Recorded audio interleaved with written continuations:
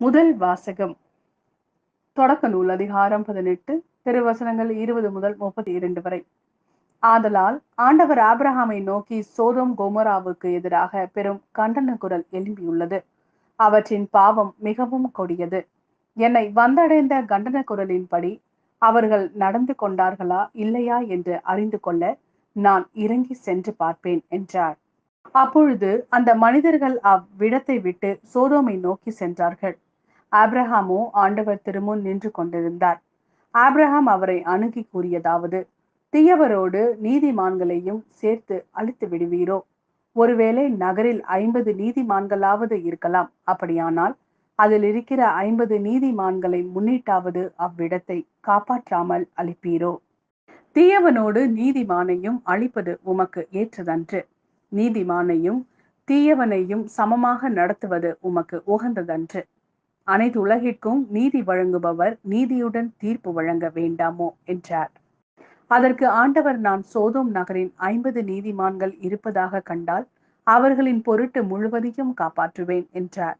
அப்பொழுது ஆபிரகாம் மறுமொழியாக, தூசியும் சாம்பலுமான நான் என் தலைவரோடு பேச துணிந்து விட்டேன். ஒருவேளை அந்த 50 நீதிமான்களில் 5 பேர் குறைவாய் இருக்கலாம். 5 பேர் குறைவதை முன்னிட்டு நகர் முழுவதையும் அழிப்பீரோ என்றார். அதற்கு அவர், நான் 45 பேரை அங்கே கண்டால் அழிக்க மாட்டேன் என்றார். மீண்டும் அவர் உரையாடலை தொடர்ந்து, ஒருவேளை அங்கே 40 பேர் மட்டும் காணப்பட்டால் என்ன செய்வேன் என்று கேட்க, ஆண்டவர், 40 நீதிமான்களின் பொருட்டு அதனை அழிக்க மாட்டேன் என்றார். அப்போது ஆபிரகாம், என் தலைவரே, நான் இன்னும் பேச வேண்டும், சினமடைய வேண்டாம். ஒருவேளை அங்கே 30 பேரே காணப்பட்டால் என்ன? அவரும் 30 பேர் அங்கு காணப்பட்டால் அழிக்க மாட்டேன் என்று பதிலளித்தார். அவர், என் தலைவரே, உம்மோடு அடியேன் பேச துணிந்து விட்டேன். ஒருவேளை அங்கு 20 பேரே காணப்பட்டால் என்ன? அதற்கு அவர், 20 பேரை முன்னிட்டு நான் அழிக்க மாட்டேன் என்றார். அதற்கு அவர், என் தலைவரே, சினமடைய வேண்டாம். இன்னும் ஒரே ஒரு தடவை மட்டும் என்னை பேசவிடும். ஒருவேளை அங்கு 10 பேர் மட்டும் காணப்பட்டால் என்ன? அவர் அந்த 10 பேரை முன்னிட்டு அழிக்க மாட்டேன் என்றார். ஆபிரகாமோடு பேசி முடித்த பின் ஆண்டவர் அவரை விட்டு சென்றார். ஆபிரகாமும் தம் இடத்திற்கு திரும்பி சென்றார். இது ஆண்டவரின் அருள்வாக்கு. இறைவா, உமக்கு நன்றி. இரண்டாம் வாசகம். கொலோசையருக்கு எழுதிய திருமுகம் அதிகாரம் 2 திருவசனங்கள் 12 முதல் 14 வரை. நீங்கள் திருமுழுக்கு பெற்றபோது அவரோடு அடக்கம் செய்யப்பட்டீர்கள். சாவிலிருந்து அவரை உயிர்த்தெழ செய்த கடவுளின் ஆற்றல் மீது கொண்டுள்ள நம்பிக்கையால் அவரோடு நீங்களும் உயிர் பெற்று எழுந்துள்ளீர்கள். உடலில் விருத்த தேசனம் செய்து கொள்ளாதவர்களாயும் குற்றங்கள் செய்பவர்களாயும் வாழ்ந்ததால் நீங்கள் இறந்தவர்களாய் இருந்தீர்கள். கடவுள் உங்களை அவரோடு உயிர் பெற செய்தார். நம் குற்றங்கள் அனைத்தையும் மன்னித்தருளினார். நமக்கு எதிரான ஒப்பந்த விதிகள் பல கொண்ட கடன் பத்திரிகையை அவர் அழித்து விட்டார். அதை சிலுவையில் வைத்து ஆணி அடித்து அறவே ஒழித்து விட்டார். இது ஆண்டவரின் அருள்வாக்கு. இறைவா, உமக்கு நன்றி. லூக்கா எழுதிய நற்செய்தி அதிகாரம் 11 திருவசனங்கள் 1 முதல் 13 வரை. இயேசு ஓரிடத்தில் இறைவனிடம் வேண்டிக் கொண்டிருந்தார். அது முடிந்ததும் அவருடைய சீடர்களுள் ஒருவர் அவரை நோக்கி, ஆண்டவரே, யோவான் தம் சீடருக்கு இறைவனிடம் வேண்ட கற்றுக் கொடுத்தது போல எங்களுக்கும் கற்றுக்கொடும் என்றார்.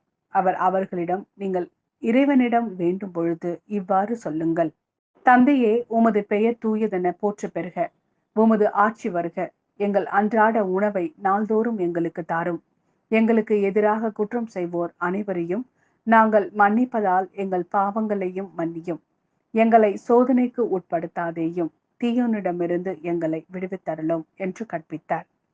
மேலும் அவர் அவர்களை நோக்கி பின்வருமாறு கூறினார்: உங்களுள் ஒருவர் தம் நண்பரிடம் நள்ளிரவில் சென்று, நண்பா, 3 அப்பங்களை எனக்கு கடனாக கொடு.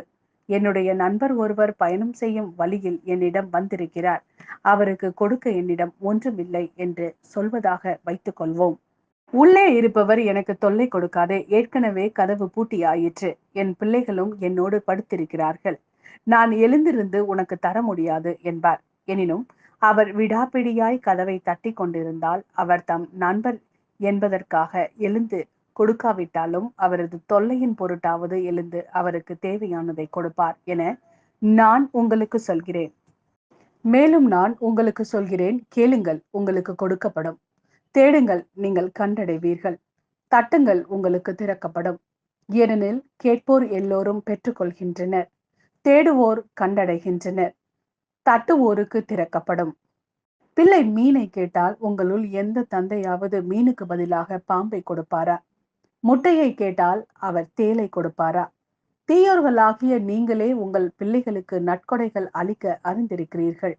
அப்படியானால் விண்ணக தந்தை தம்மிடம் கேட்போருக்கு தூய ஆவியை கொடுப்பது எத்தனை உறுதி.